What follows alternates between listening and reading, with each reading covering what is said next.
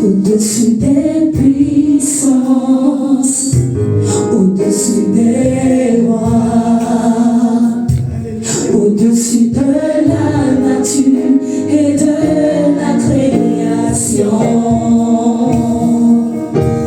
au-dessus de tous les plans des hommes sages,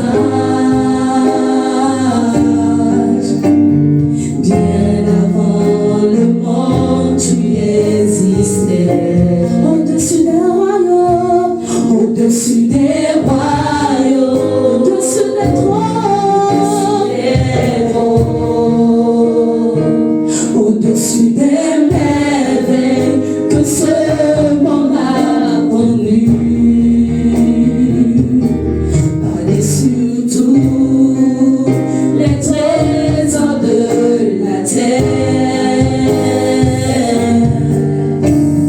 rien ne peut mesurer ta valeur. Au-dessus des puissances, au-dessus des puissances, au-dessus des rois, au-dessus des rois, au-dessus de la nature et de la création, au-dessus de tout, sur tout, les plans des hommes sages, bien avant le monde tu existais, au-dessus des royaumes, au-dessus des trônes, au-dessus des merveilles que ce monde a connues, par-dessus tous les trésors de la terre, rien ne peut mesurer ta valeur. Crucifié, crucifié, seul abandonné, tu as souffert,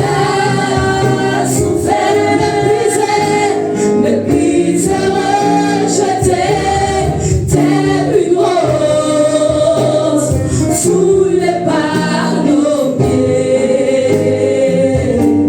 Tu m'as sauvé, tu m'as aimé, par-dessus tout, crucifié, crucifié, seul abandonné, tu as souffert, méprisé, rejeté, tel une rose foulée par nos pieds. Tu m'as sauvé, tu m'as aimé, par-dessus tout,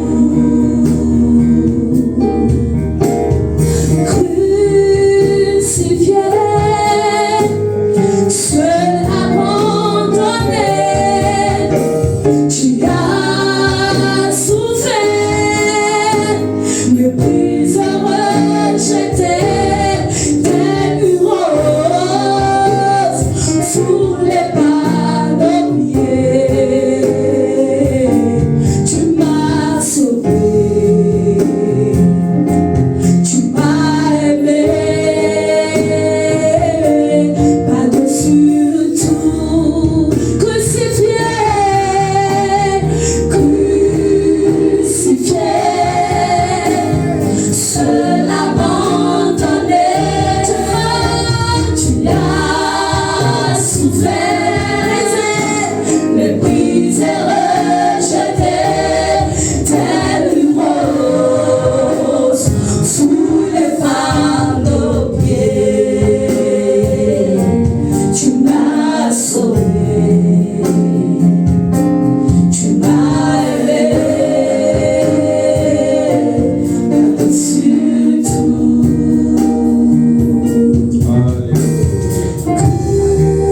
Crucifié,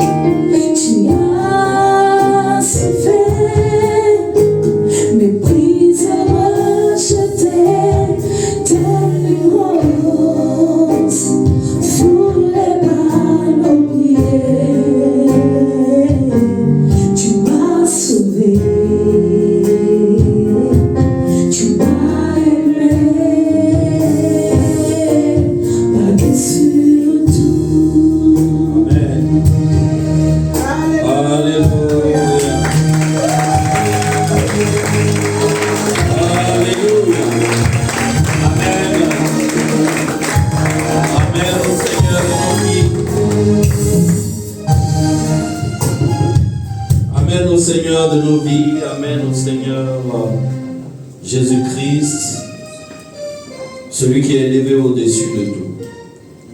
Mais avant d'être élevé, il a été d'abord crucifié. Avant de passer sur le trône, il est d'abord passé sur l'autel. Et quand il était sur l'autel, il était le sacrificateur, mais il était en même temps lui-même le sacrifice. Il était lui-même l'agneau de Dieu. Et il est l'agneau de Dieu qui ôte le péché du monde. C'est de Jésus-Christ qu'il s'agit ici. C'est Jésus-Christ qui nous réunit ici ce matin. Et nous nous sentons privilégiés d'avoir été choisis dans le monde pour annoncer son œuvre à la terre entière. Merci Seigneur Jésus-Christ pour ton œuvre que tu as accomplie à la croix. Et merci pour la partie de ton œuvre qui n'est pas encore accomplie, à laquelle tu nous appelles, à laquelle tu nous fais participer. Que la gloire te revienne au-dessus de toutes choses. Amen. Amen. Amen. Amen. La Bible qui est là. Montre-moi ta Bible. Montre-moi ta Bible. Soulève ta Bible, je veux voir ta Bible. Alléluia. Très bien. Très bien. Où sont vos Bibles? Tu vois ce livre que tu tiens là. Tiens ton livre. Tiens ton livre. Tiens ta Bible. Tu vois. Ce livre que tu tiens là. Beaucoup vont le tenir comme ça, puis vont aller en enfer. Est-ce que tu me suis? Ils ont la Bible en main, tiennent la Bible en main, et puis vont tout droit en enfer. Parce qu'ils ont la Bible en main, mais ils ne savent pas de quoi il s'agit. Ils sont chrétiens, ils sont convertis, ils sont baptisés, mais ils ne savent pas de quoi il s'agit. Mais toi, par la grâce de Dieu, Dieu t'a donné un pasteur qui te dit tous les jours de quoi la Bible s'agit. Ce qui fait que toi, si tu t'en vas en enfer, tu vas partir tout seul, tu ne vas pas partir ma Bible. Si tu t'en vas. Or, personne ici ne va en enfer, n'est-ce pas? Personne ici ne va en enfer. Amen. Dis, ça ne sera pas mon cas. Tu vois la Bible que tu vois là, n'est-ce pas? Je vous ai dit que c'est l'histoire de qui? C'est l'histoire d'une seule personne. Cette personne s'appelle le Seigneur Jésus-Christ. Mais est-ce qu'il est le seul personnage dont on parle dans la Bible? Il y a des milliers de personnages que la Bible évoque. Alors si tu ne fais pas attention, à cause des milliers de personnages que la Bible évoque, tu auras l'impression qu'il y a des milliers d'histoires. N'est-ce pas?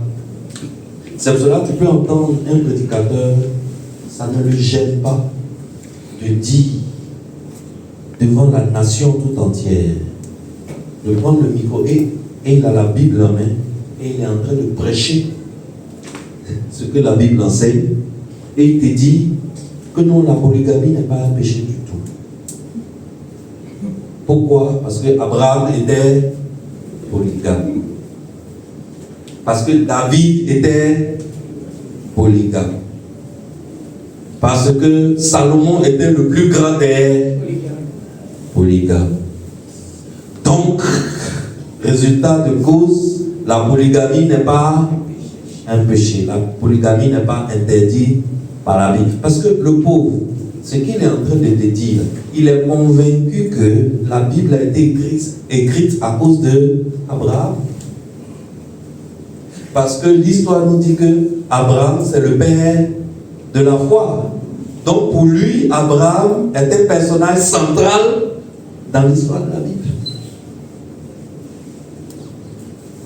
David était un général d'armée unique au monde.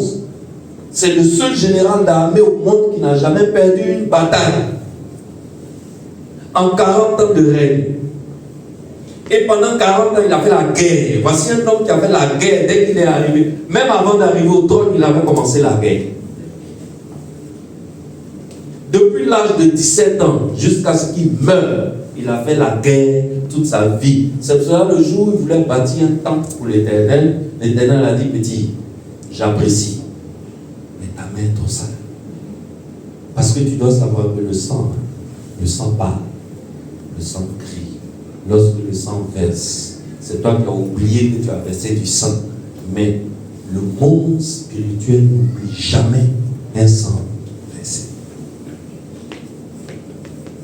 Alors, le pauvre, il est convaincu que David est trop central, trop important, et que la Bible a été écrite à cause de David.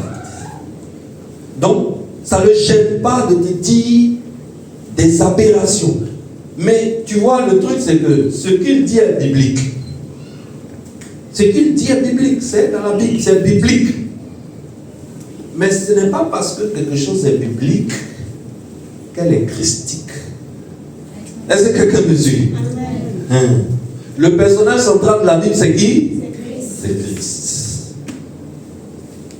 Donc la Bible tout entière doit être alignée pour aller vers l'histoire de qui? S'il y a quelqu'un qu'on doit imiter dans la Bible, c'est qui? C'est Christ. C'est pas grave. Est-ce que quelqu'un me suit? Amen. Alors, c'est quoi l'histoire de Christ? C'est quoi l'histoire de la Bible? On a dit, l'histoire de la Bible concerne un seul personnage, une seule personne qui s'appelle Jésus. Mais c'est quoi cette histoire? De quoi s'agit-il dans cette histoire? C'est la question que tu vas me poser. Pasteur, de quoi s'agit-il dans cette histoire? Il y a une seule réponse. C'est l'histoire du dessein de Dieu pour le salut des nations. Est-ce que quelqu'un me suit? La Bible que tu vois, c'est l'histoire du dessein de Dieu, le plan de Dieu, le projet que Dieu a en ce qui concerne le salut des nations. C'est tout. C'est ce qui est dans la Bible. Le projet qui concerne le salut des nations, pourquoi cette thématique est devenue incontournable dans l'histoire de la Bible? Pourquoi? Parce que en Genèse chapitre 3, quelque chose s'est passé. Pour nous les hommes, c'est un simple détail. Mais pour Dieu, c'est la chose la plus grave et la plus terrible qui pouvait arriver à sa créature et à la création. Non seulement sa créature centrale qu'on appelle l'homme, mais toute la création. Parce que Dieu a articulé la création et il a mis l'homme pour dominer la création. Si le dominateur de la création est corrompu, alors tout ce qui est dans la création sera corrompu. Si le dominateur de la création est contaminé, alors la création tout entière sera contaminée. Et il y a eu une maladie grave qui est rentrée dans l'humanité. Or, l'humanité est censée dominer la création. Alors, si l'humanité a une maladie grave, la création tout entière a une maladie grave, mortelle, presque incurable. C'est comme quand on t'annonce que tu as un cancer en phase terminale. Ça veut dire que tu n'as pas un mois. Si tu arrives 3 mois, tu es trop fort. Voilà ce qui est arrivé à l'homme en Genèse chapitre 3. En Genèse chapitre 3, l'homme a fait une petite désobéissance. Dans la tête de l'homme, c'est juste une petite quoi? C'est non. Dieu a dit, il ne faut pas manger du fruit de l'arbre de la connaissance du bien et du mal. À côté de l'arbre de la connaissance du bien et du mal, il y avait un autre arbre, qui était l'arbre de la vie. Cet arbre-là, si tu manges son fruit, tu ne mourras plus jamais. Dieu a dit qu'il ne faut pas manger de l'arbre, du fruit de l'arbre de la connaissance, du bien et du mal. D'accord. Mais il y a un gars qui est passé derrière Dieu qui dit non, c'est pas si grave. En fait, c'est parce que Dieu sait que si tu manges de ce arbre-là, tes yeux vont s'ouvrir. Donc pour l'homme, bon, c'est pas si grave quoi. Voilà. Il y a les petits péchés, et puis il y a les péchés graves.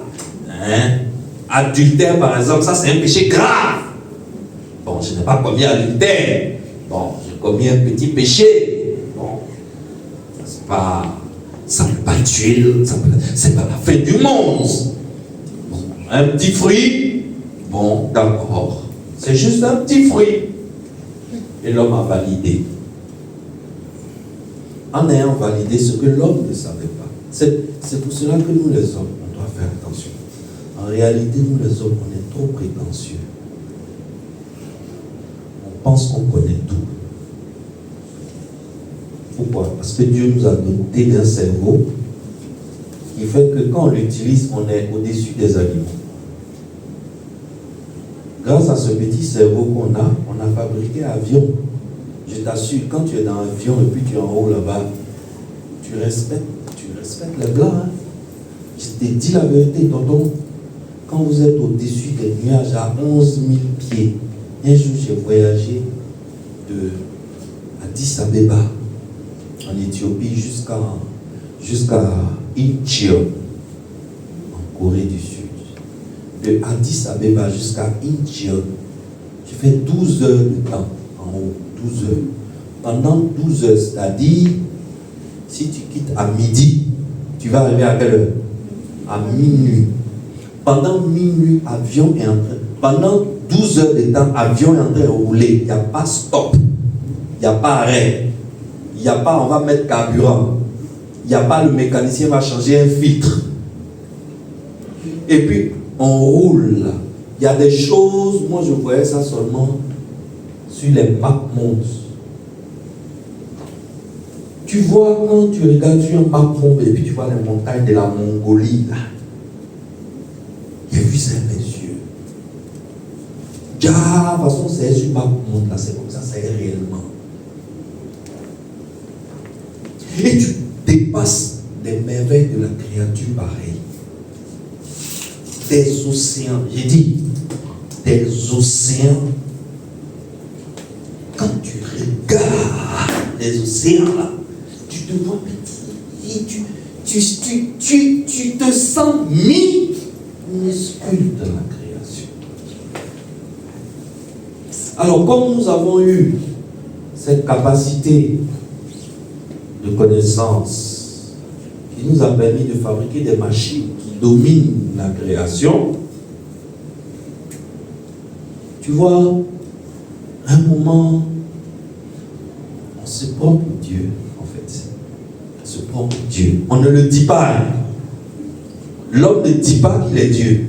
Mais l'homme se comporte exactement comme s'il était Dieu. Comme si on était au-dessus de toutes choses. Comme si on connaissait tout. Comme si on savait tout.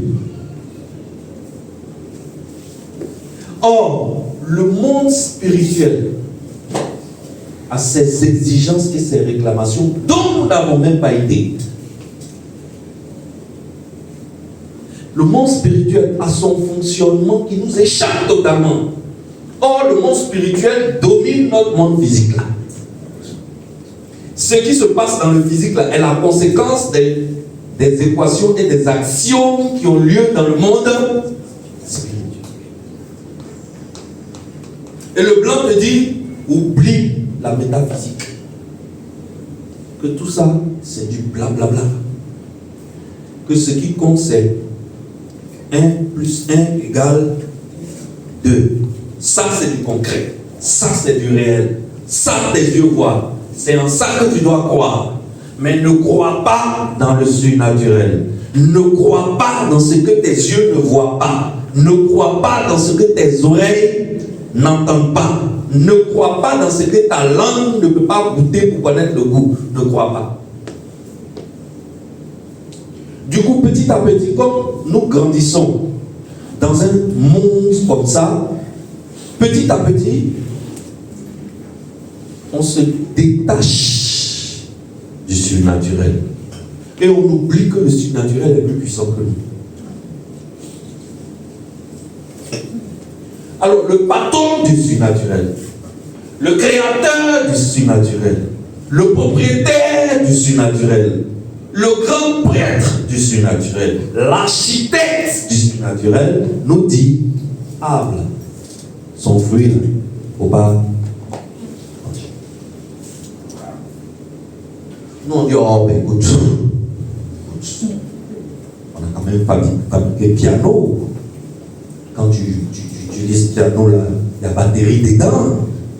Dans le même piano là, il y a guitare dedans. Dans le même piano là, il y a trompette dedans. Hein? Quand même. On a fabriqué des voitures. On a fabriqué des fusées. Aujourd'hui, ce qui est à la mode quand tu regardes la télé, c'est les... Comment on appelle les trucs que les gars utilisent pour se bombarder de jour? Les missiles là. Allez là, c'est une affaire de missiles. Allez là. C'est une affaire de missiles. C'est au pays qui a le missile le plus puissant. C'est-à-dire un missile qui peut parcourir 6000 km en haut là-bas avant de tomber exactement sur le point où tu es caché. Maintenant là, avant là, la bombe là, ça pouvait taper quelqu'un qui est caché 20 mètres sous terre. C'est qu'ils ont eu sorti 2 jours là. La bombe là, tu peux te cacher 700 mètres sous terre. 700 mètres sous terre. La bombe là va te trouver là-bas. Les Iraniens disent, bon, ça c'est blanc. Eux, ils ont fabriqué leur ville à plus de 3 km sur terre. On appelle ça les villes missiles. Les villes missiles. Bon, comme nous on a fabriqué tout ça, aujourd'hui quand on fait la guerre, on n'utilise plus pistolet par, on ne tire plus mitraille, Maintenant, là, quand on fait la guerre, c'est les missiles intercontinentaux. On est quand même assez équipés. Donc c'est pas un fruit. Écoute, de quoi parle le texte? Depuis l'on vous parle, les gens vous blaguent avec cette histoire de fruits, et puis vous aussi vous êtes dedans. Mais c'est qu'un fruit, on mange et puis quoi? Et beaucoup de gens ont perdu la foi. Quand tu leur demandes, ils disent, oh le fruit là, c'est pas fruit, c'est sexe. Il y a quelqu'un qui attaque quelqu'un. Et puis on raconte beaucoup de choses, on est prétentieux. On est prétentieux. On est prétentieux, on n'est pas modeste, on n'est pas humble. On fait comme si on est des personnes humbles, on n'est pas humble. L'homme n'est pas humble. Mais on est parti toucher à quelque chose qui a déclenché quelque chose qui nous dépasse. Et depuis le livre de Genèse 3, quelque chose s'est déclenché dans l'histoire de la créature la plus élaborée de Dieu, qu'on appelle l'homme. Et cette chose est en train de nous tuer. Et elle a fini de nous tuer. Et cette chose s'appelle le péché. Donc en réalité, quand un homme se réveille le matin, quel doit être son plus grand souci? Son plus grand souci, c'est comment régler le problème du péché. Non, nous on a construit des immeubles à Dubaï qui font 120 étages. Notre bureau se trouve au 116e étage. On prend un ascenseur supersonique pour arriver au bureau du 116e étage. On a tous les gadgets là-bas. C'est ça qui est la vraie vie. Donc quand tu vis sur cette terre, il faut voir comment tu peux faire pour percer. Pour avoir un bureau au 116e étage, du tout à Dubaï, ou bien au Qatar, ou bien, je ne sais pas moi. Et c'est derrière ça qu'on court. On veut acheter la dernière Range Rover Sedan. On veut acheter le SUV de Maybach. Pour ça, on est prêt à travailler de 4 h du matin jusqu'au lendemain 4 h du matin sans dormir. Pour ça, on est prêt à sacrifier notre vie de famille, à abandonner nos femmes, à abandonner nos enfants, à être en 2 avions, à mettre les costumes cintrés, les chaussures pointilini, à manger dans les restaurants italiens à Venise, sur le bord du fleuve. Et pour ça, on est prêt à tout. Il y en a même qui sont même prêts à donner un de leurs enfants pour sacrifier pour arriver là. On oublie qu'on a un problème fondamental qui a commencé tôt le matin qu'on n'a pas encore réglé. Ce problème fondamental s'appelle le péché. Et il ne nous inquiète pas. La chose qui va nous tuer à l'intérieur de notre ventre, on ne s'inquiète pas de ça. On s'inquiète de comment je vais faire pour payer des reins. Ça, on s'inquiète. Comment je vais faire pour envoyer mes enfants à l'école. Ça, on s'inquiète. Comment je vais faire? Actuellement, c'est riz sauce on mange. Comment je peux m'organiser pour que désormais, on ne mange plus riz sauce, mais on mange des fast-foods? C'est bizarre. Ce que les blancs mangent quand ils sont pauvres, c'est ça que nous on mange quand on a l'argent. Pizza, hamburger, cheeseburger, frites et ketchup. Mais c'est de la nourriture pour pauvres blancs. Un blanc, quand il a ses sous, il ne mange pas ça. Il ne mange pas ça. Mais c'est pour ça qu'on est prêt à se battre. Parce qu'aujourd'hui, quand tu commandes 2 cheese, ça te fait 25 000. C'est pas tout le monde qui peut se permettre de manger 2 cheese. La même 2 cheese, là, tu vas aux États-Unis, ça coûte $10. Ça fait 5 000. On t'ajoute 1 litre de coca. Si ça coûte 25 000, donc on se bat parce qu'on veut manger cheeseburger, on est fatigué de manger riz sauce. On oublie qu'on a un problème plus profond que ça. Alors le concepteur du monde, l'architecte du surnaturel, le propriétaire de la vie, le créateur, celui qui nous a mis sur terre, lui, il n'a pas les mêmes problèmes que nous. Lui, il ne perd pas le vrai problème de vue. Lui, son problème, ce n'est pas la voiture que tu vas rouler. C'est pas ça. Lui, son problème, ce n'est pas comment tu vas faire pour quitter l'Afrique pour vivre au Canada. C'est pas ça. Il va faire quoi avec ça? Canada, là, c'est pour lui. Afrique, là, c'est pour lui. C'est lui qui a fait le désert, c'est lui qui a fait les glaciers. C'est pour toi que quitter dans le désert pour aller dans le glacier, c'est un signe de réussite. Le pour lui, ça lui fait ni chaud, ni froid. C'est lui qui a fabriqué les deux. Mais lui, il dit, il y a un problème dans ta vie. Tu ne veux pas l'écouter. Ça ne t'intéresse pas. Et ça n'intéresse pas l'humanité. L'humanité n'est même pas consciente qu'il y a une peste dans son sang. Cette peste s'appelle le péché. Alors Dieu a décidé de régler le problème du péché pour nous. On lui fait trop pitié. On est bête et on ne sait pas qu'on est bête. On est bête et on se prend pour les plus grands savants de l'univers. Si Dieu veut nous suivre là, nous devons mourir. Mourir. Cadeau. Et l'espèce humaine va être effacée et éradiquée de la terre. Or, quand Dieu a fabriqué l'espèce humaine, quand lui-même il s'est mis à côté, quand il a regardé l'espèce humaine, il dit yes, maintenant je peux me reposer. Il est fabriqué, comme dernier que j'ai sorti là. Yes, entre lui et moi, la différence est petite. C'est pour cela qu'il a fabriqué les autres choses selon leur espèce. Mais l'homme est la seule chose qu'il a fabriquée selon lui, Dieu, son espèce. Tu nous vois comme ça là, notre espèce là, c'est l'espèce de Dieu.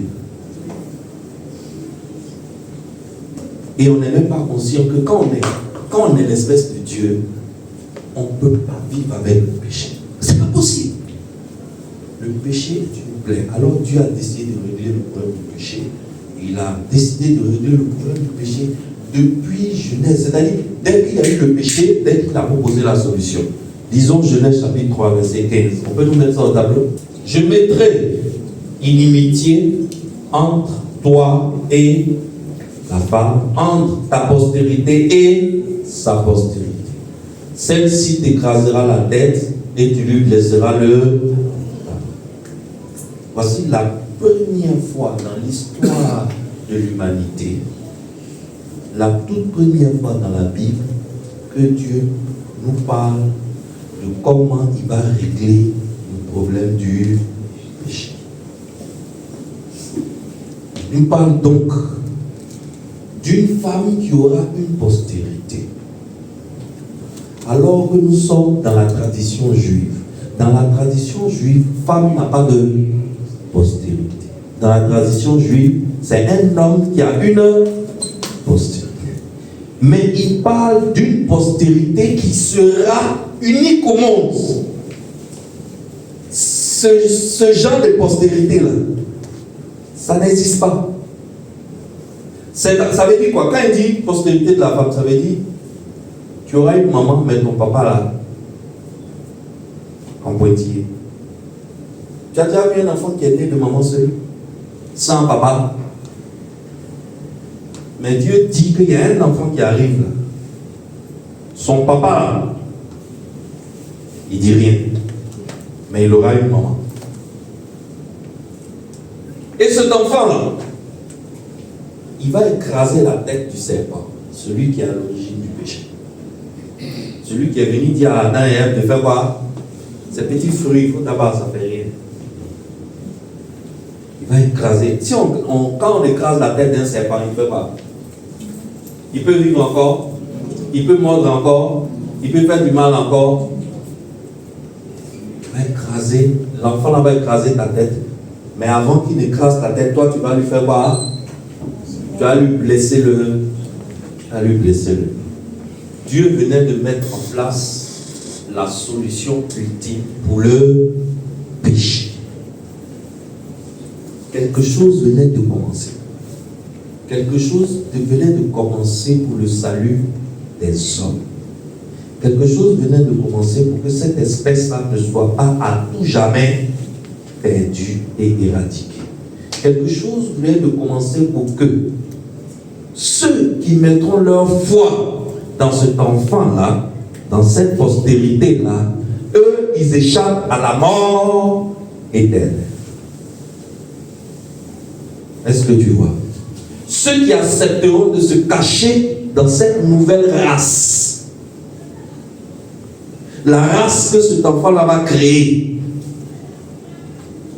eux, ils vont échapper à la mort. Ils vont échapper aux conséquences du péché. Donc, quel est le vrai problème d'un homme? Le vrai problème d'un homme, c'est de régler le problème du péché. Et on te propose la solution. La solution, c'est que un enfant viendra et tout le long, on n'a pas le temps, tout le long de la Bible, je te parle de Psaume 22 par exemple, qui me vient en tête, je te parle d'Ésaïe 52, Ésaïe 53, je te parle de Michée, je te parle de tous ces livres-là qui pointent vers cet enfant qui sera né où? Il sera né où? Cet enfant qui sera né où? Comme nous dit Michée, avec les M. Tout pointe vers cet enfant. Cet enfant qui naîtra, qui va vivre parmi nous, c'est cela qu'on l'appelle Emmanuel. Dieu parmi les hommes. Et qui viendra et qui va régler définitivement le problème du péché. Et il vient sur la terre. Et il vit parmi nous. Et à partir de l'âge de 33 ans, et à l'âge de 30 ans, il commence son ministère actif qui va le mener à la fin qui est la victoire sur le péché. Je t'épargne les détails, tu connais la plupart de ces détails. comment il est venu sur terre, comment il a été tenté juste après son baptême. La même chose que le diable a fait avec le premier homme et la première femme dans le jardin. Le diable est venu répéter exactement la même chose avec cet enfant. Il est venu le tenter. Et lui dit, c'est rien, tu as faim. C'est rien, moi je sais que tu as le pouvoir. Vas-y, je sais que tu peux transformer ça en pain, tu vas manger. C'est rien. Si c'était le premier homme là, il allait faire quoi? Il allait transformer caillou là en pain. Mais cet enfant là, il est différent du premier homme. Quand la situation s'est posée, quand la chose qui s'est passée dans le jardin d'Éden voulait se répéter une deuxième fois, pour pouvoir corrompre la nouvelle race aussi, il a dit non. S'il est écrit que je peux transformer, il est aussi écrit que tu ne tenteras pas le Seigneur ton Dieu. Le diable prend la parole pour essayer de corrompre cet enfant. Cet enfant prend la parole pour remettre le diable à sa place. Ainsi de suite, jusqu'à ce qu'on arrive à la nuit de Gethsémane, où il était dans le jardin de Gethsémane, en train de transpirer des grumeaux de sang, parce qu'il savait ce qu'il attendait le lendemain. Jusqu'à ce qu'on le mette vivant, comme ça, sans anesthésie. On le fasse coucher sur une croix, sans anesthésie. Et puis on prend pointe, et puis on met dans sa main. Même si aujourd'hui tu attrapes voleur, et puis tu le mets sur un bois, et puis tu veux prendre pointe pour pointer sa main sur le bois, tu ne peux pas aller jusqu'à la fin. Tu peux commencer. Si ta tête est dure, tu peux commencer, mais tu ne peux pas terminer. Tu ne peux pas terminer, c'est...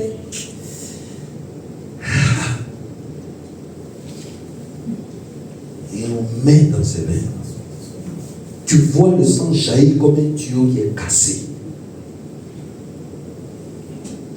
Tu vois la douleur, l'agonie d'un homme, même s'il a volé, c'est en ce moment-là que tu te rends compte que, après tout, c'est aussi un homme. Il a volé, mais c'est quand même un homme. Mais les gens sont allés jusqu'à la fin de leur projet. Il avait la possibilité, quand il était dans le jardin de Gethsémane, quand on l'a entouré, il avait la possibilité d'appeler un seul ange. Un seul ange. Mais il pouvait même appeler une armée d'anges s'il voulait. Tous les soldats qui étaient autour de lui. Mais d'abord, même quand ils sont venus pour l'attraper, il a juste dit, qui voulez-vous? Qu'est-ce qui s'est passé? Ils ont fait quoi? Comme on dit en Lougie. Ils ont fata. Quand il a dit qui voulait-vous, soit allé derrière, comme ça, ils sont tombés bloc.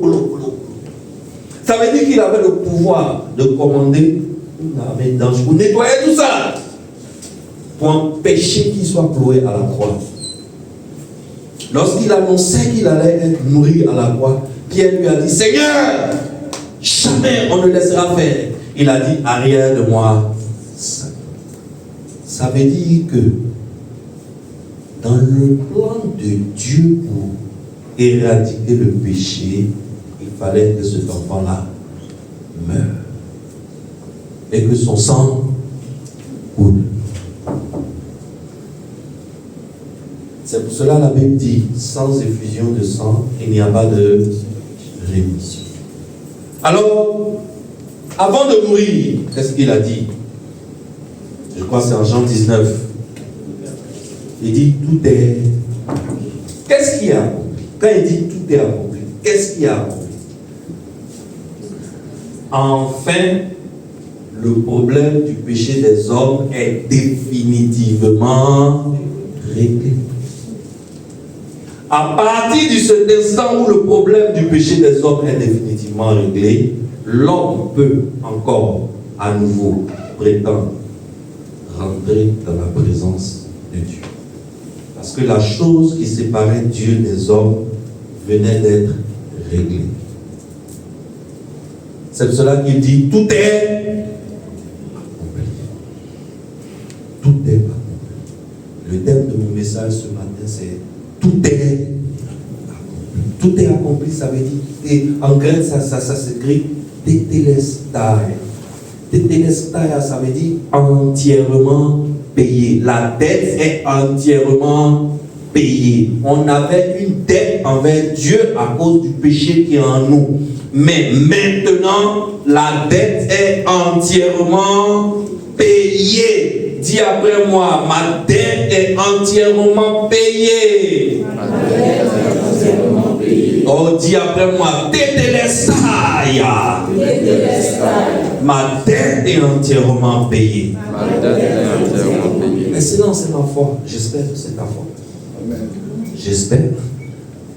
Parce que je te préviens, c'est le seul chemin du salut des hommes. Il n'y a pas deux. Il n'y a pas deux. Les blancs, ils n'ont qu'à fabriquer des missiles. Ou quand tu es sur la terre, tu lances le missile là, ça tue fourmis sur Mars.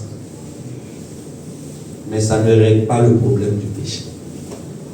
Est-ce que quelqu'un me suit? Donc dans la vie, il ne faut pas mélanger les choses. Il faut savoir qu'est-ce qui est la priorité. Il faut savoir ce qui vient après. Je n'ai pas dit à quelqu'un qu'il faut pas tu vas travailler. Il faut te promener à Abidjan et puis tous les matins tu te promènes, tu dis Tétélès, Tétélès, et puis quand tu te promènes, tu dis Tétélès, et puis tes factures sont payées. Et puis comme tu as dit Tétélès, CIE te laisse pour un cadeau. Comme tu dis Tétélès, Internet, tu ne payes pas. Tétélès, tu as une nouvelle voiture. Tétélès, ton compte en banque est rempli. Non, hein? C'est pas ça que je dis. Il faut travailler. Il faut gagner des sous. Il faut payer ses factures pour vivre. Parce que je n'ai jamais vu quelqu'un qui a dit Tétélestaya, et puis le ciel s'est ouvert, et puis les millions ont commencé à tomber sur lui. Mais je veux que tu aies le sens de la priorité de ta vie. La priorité de ta vie, c'est le règlement de ton seul problème. Ton unique problème. Ton unique problème, c'est le péché. Celui qui a réglé ce problème-là pour toi, adore-le. Est-ce que quelqu'un me comprend? Celui qui a réglé ce problème-là pour toi, là, tu lui appartiens. Celui qui a réglé ce problème-là pour toi, c'est ton Dieu. Celui qui a réglé ce problème pour toi, c'est ton propriétaire. Et si tu veux, il faut avoir 6 doctorats. Si tu veux, il faut écrire avec tes orteils. Mais celui qui a réglé le problème du péché pour toi, c'est l'agneau de Dieu. Si tu veux, il faut être président du monde. Si président d'un pays, c'est petit. Tu es tellement intelligent, tu es tellement fort, que maintenant tu es le président du monde entier. Mais à la fin de la journée, reconnais que celui qui a réglé le problème du péché pour toi, pour que la vie puisse continuer à souffler dans tes narines, c'est l'agneau de Dieu qui est sur le trône aujourd'hui. Mais il était sur la croix hier. Aujourd'hui, il est sur le trône.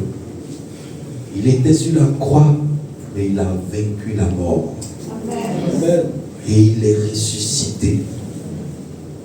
Et tous ceux qui sont cachés en lui passent de la mort éternelle à la vie éternelle. Est-ce qu'il ne mérite pas des acclamations? Amen. Est-ce que ce Dieu ne mérite pas des acclamations qu'il prend? Est-ce que le sauveur de ta vie, le propriétaire de ta vie, l'auteur et le consommateur de notre foi, le Seigneur Jésus-Christ, il est mort à la croix et il dit tout est. Je veux que tu répètes après moi, tout est. Oh, je veux que tu parles comme si tu n'avais pas encore fait. Tout est. Dis de telle sorte que tout le quartier entende. Tout est. Alléluia. Et il a fait ça seul. Il a fait ça seul. Il n'a pas fait avec toi. Est-ce que tu peux te tenir debout la voix de la destinée? Va nous emmener dans ce chant que nous avons entendu tout à l'heure. Le chant que nous avons entendu en ministère tout à l'heure. Quand j'écoute les paroles de ce chant, j'ai la chair de poule.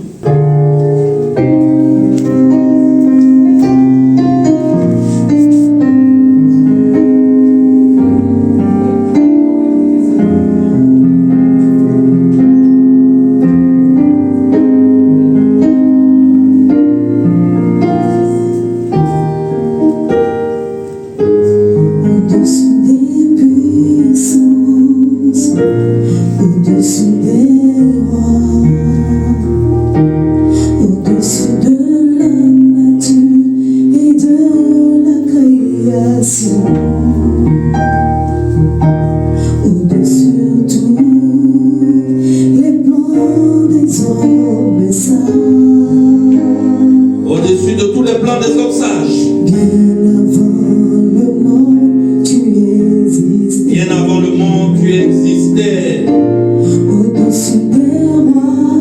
Au-dessus des royaumes. Au-dessus des trônes. Au-dessus des trônes.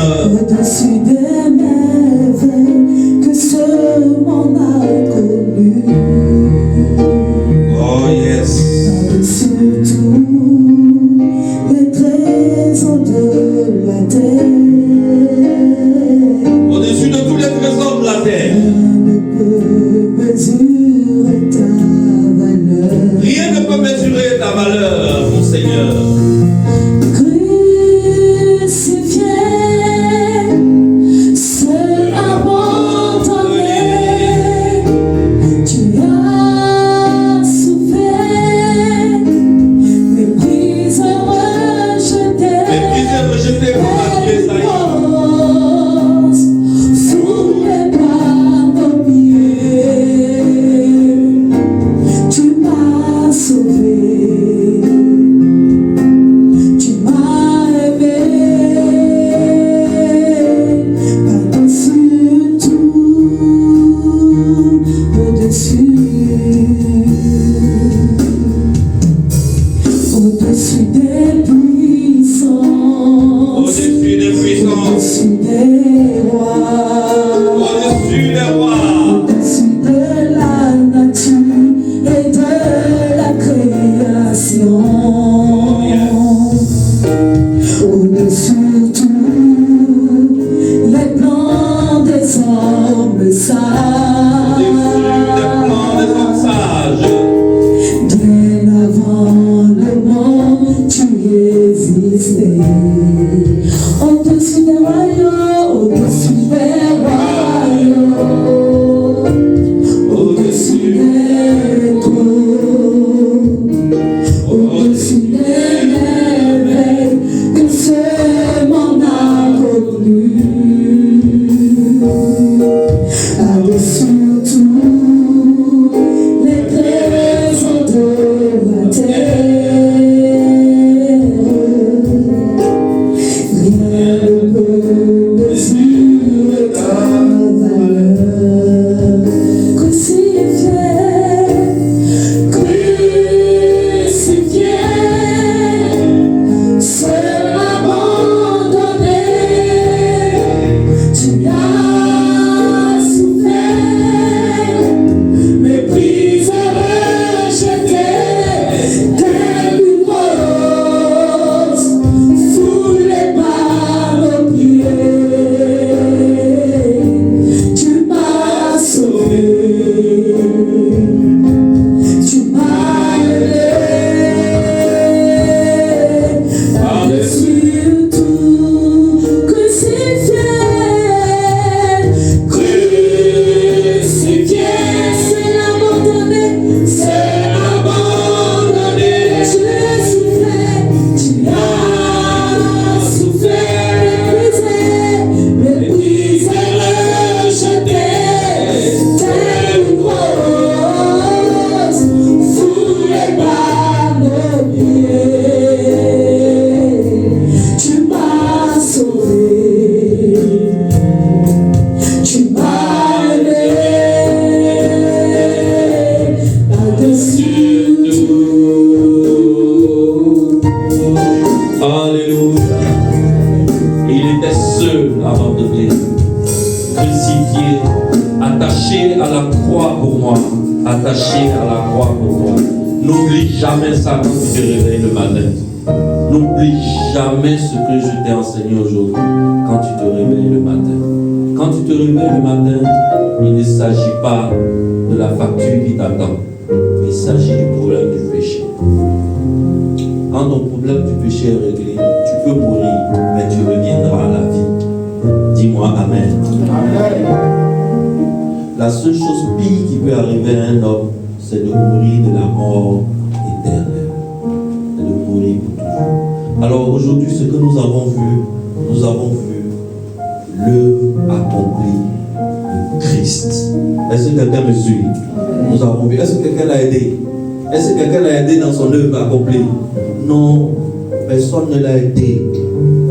Il a même appelé le Père au secours. Mais quand il était sur la croix, je n'ai pas envie de parler de cette partie parce que je n'ai pas envie de pleurer ce matin. Mais quand il était sur la croix, il dit, Eli, Eli, lama sabachthani. Père, Père, pourquoi m'as-tu abandonné? Donc même toi, tu peux me tourner le dos. Et l'obscurité a envahi l'univers tout entier. Il a fait seul. Il n'a pas eu besoin de toi. Il n'a pas eu besoin de toi. Mais il reste une partie de son œuvre. Où cette fois-ci, il aura besoin de toi. Il aura besoin de toi. C'est ce que nous allons voir dimanche prochain. Acclame pour le Seigneur. Le Seigneur qui a accompli tes délestailles, entièrement payé. Alléluia. Il a fait pour toi. Il a fait pour toi. Il a fait pour moi. Il a fait pour le temple. C'est pour cela que nous ne pouvons pas exister dans ce quartier sans annoncer au quartier que leur dette est entièrement payée. C'est la plus bonne des bonnes nouvelles qui puisse arriver à un homme. Est-ce que quelqu'un m'entend? Alors aujourd'hui, on a vu la partie où c'est Jésus-Christ seul qui a fait sa chose. Et tout est accompli. Et il a fait bien. Il a fait proprement. Il a fait correctement. Dimanche prochain, pardon, je vais te parler de la partie où il a besoin de toi, où il a besoin de moi pour achever son œuvre. Alors Jésus-Christ, il a une œuvre achevée et il a une œuvre non achevée. Aujourd'hui, on a vu quelle partie? Quel est-ce qu'on a vu aujourd'hui? L'œuvre achevée. Dimanche prochain, on va voir quoi? L'œuvre inachevée. Acclame pour toi-même. Alléluia. Bon dimanche à toi, bon dimanche à tous.